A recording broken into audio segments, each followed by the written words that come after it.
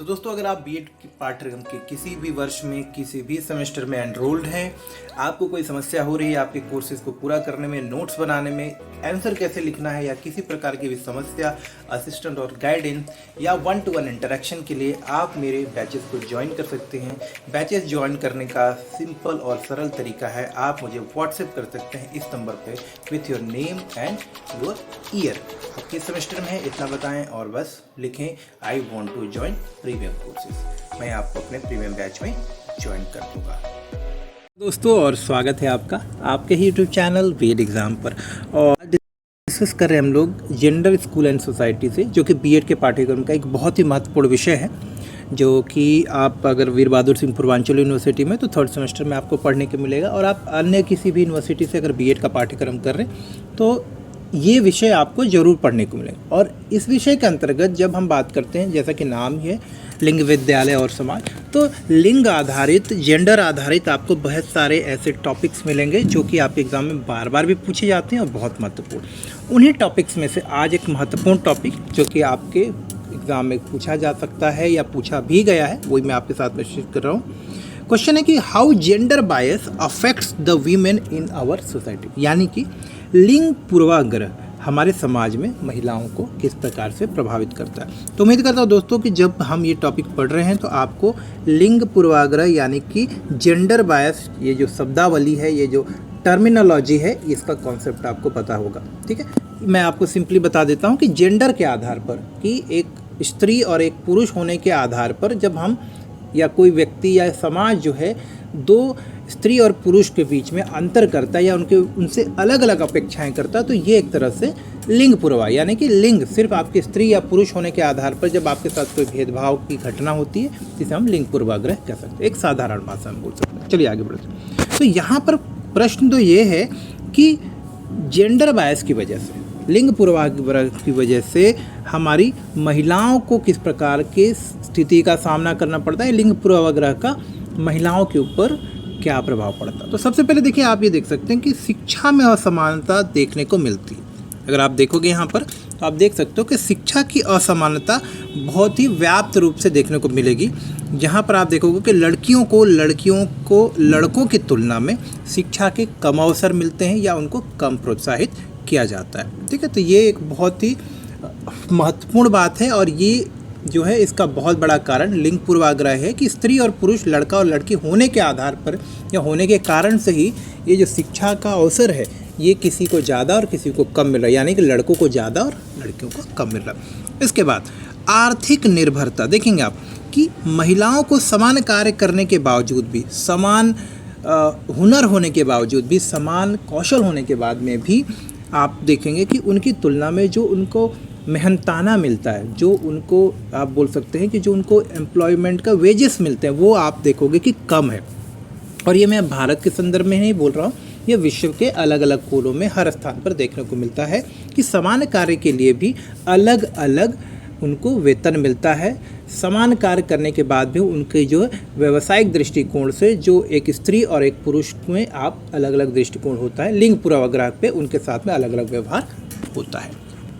चलिए आगे बढ़ते हैं, देखते हैं रोजगार के अवसरों की कमी में। देखिए, महिलाओं को कैरियर में जो अवसर मिलने चाहिए पुरुषों की तुलना में वो कम मिलते हैं, सिर्फ इसलिए कि वो महिलाएं। तो महिला और पुरुष होने के कारण भी एक जो लिंग पूर्वाग्रह हमारे समाज में व्याप्त है, लोगों के मन में एक जो धारणा है कि स्त्रियां और पुरुष जो होते हैं इनमें क्षमता में भिन्नता पाई जाती है, इनमें असमानता होती है। इसके कारण लड़कों को या पुरुषों को ज़्यादा अवसर दिए जाते हैं रोजगार के, या उनके पास में बहुत सारे ऐसे काम होते हैं जो सिर्फ पुरुष ही कर पाते हैं या उनको ही करने के लिए दिए जाते हैं और महिलाओं के लिए वो शायद नहीं उपलब्ध होते या महिला उस काम को नहीं करती हुई देखी जाती।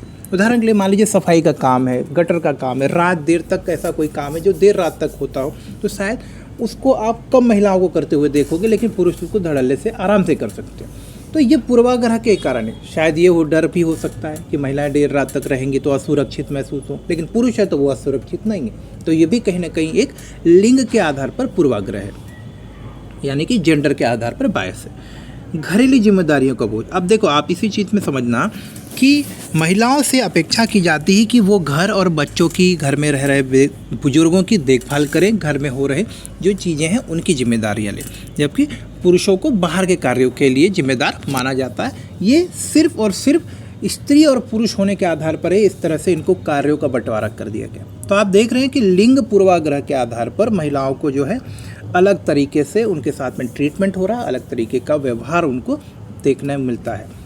निर्णय लेने की प्रक्रिया में भागीदारी की कमी। आप देखोगे कि जो घर में, परिवार में, कार्यस्थल पर जब डिसीजन मेकिंग का समय आता है, निर्णय लेने की बात आती है, अपने अपने सुझाव प्रस्तुत करने की बात है, तो कहीं भी आप देखोगे कि महिलाओं के सुझाव के, उनकी बातों को उतनी तवज्जो नहीं दी जाती। अभी तो खैर स्थिति बदल रही है, तो आप देखोगे इसमें काफ़ी अंतर है, लेकिन फिर भी आज भी वास्तविकता में जितना महिलाओं को प्राथमिकता देनी चाहिए या जिस तरह से उनकी बातों को गंभीरता से लेनी चाहिए, वो अभी भी नहीं लिया जाता। तो आप देखोगे कि निर्णय लेने की जो प्रक्रिया है उसमें जो उनकी भागीदारी है वो पुरुषों की तुलना में कम होती है। और इसका बहुत बड़ा कारण ये है कि जो हमारा समाज है वो पुरुष प्रधान समाज है, पैट्रिक समाज है, आप बोलते हैं ना कि पितृसत्तात्मक समाज है, पेट्रियार्ची है, अभी भी है।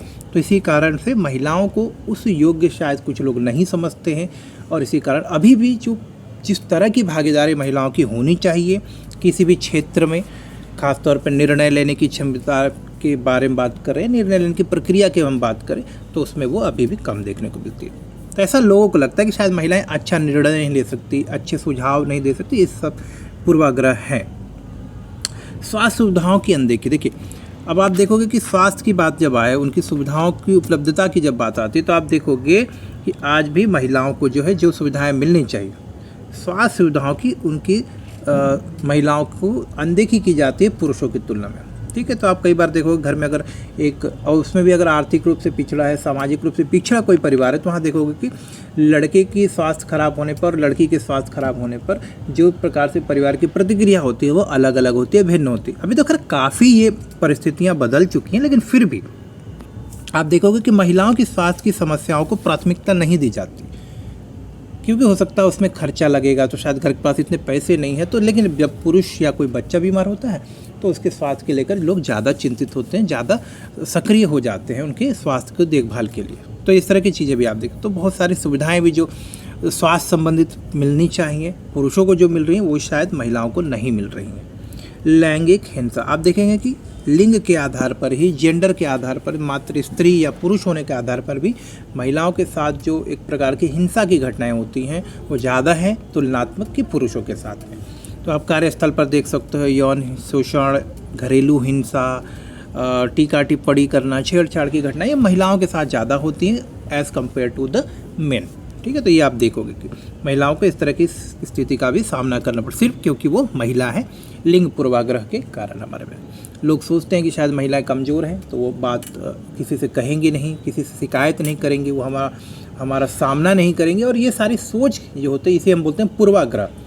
पूर्वाग्रह के कारण ही लोग जो है इस तरह के कदम उठाते हैं या महिलाओं को परेशान करते हैं, उनके खिलाफ जो है हिंसात्मक रवैया अपनाते हैं। तो ये सारी चीज़ें क्यों होती हैं? क्योंकि ये जेंडर बायस जो हमारे दिमाग में है, लिंग पूर्वाग्रह हमारे दिमाग में, उसके कारण होता है। इसके बाद राजनीति में भी महिलाओं की जो भागीदारी है वो आप देखोगे कि पुरुषों की तुलना में बहुत ज़्यादा कम है। आज भी जो है हमारे देश में 33% आरक्षण देने की जो बात की जाती है उसको अभी तक ज़मीनी स्तर पर लागू करना संभव हो ही नहीं पाया, अभी तक ये हुआ ही नहीं है। तो राजनीति में भी महिलाओं का जो प्रतिनिधित्व है विश्व भर में, सिर्फ भारत की बात नहीं कर, विश्व भर में वो कम है।